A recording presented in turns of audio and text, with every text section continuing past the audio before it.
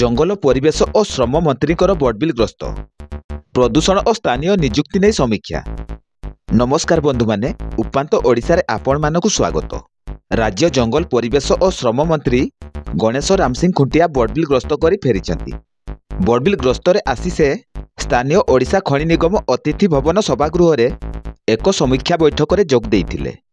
एही बैठक रे केन्दुझर आंचलिक प्रदूषण बोर्ड अधिकारी चंपुआ उपजिलापाल बड़बिल तहसीलदार पौर निर्वाही अधिकारी जोड़ा खनि उपनिर्देशक ओडिशा खनि निगम आंचलिक परिचालना अधिकारी विभिन्न खनि और कलकारखानार पदाधिकारी एवं प्रशासनिक अधिकारी जोग देइथिले। तेबे जोड़ा खनि अंचल रे खनि और कलकारखानारू सृष्टि हेउथिबा प्रदूषण चिंतार विषय होइथिबा बेले एहाकू किपरि नियंत्रण करा जाई पारिबो से विषय विभिन्न खनि और कलकारखाना अधिकारी और प्रशासनिक अधिकारी सहित आलोचना करथिले। एथि सहित स्थानीय युवक युवती को नियुक्ति क्षेत्र में अग्राधिकार देवाकू से परामर्श देइथिले।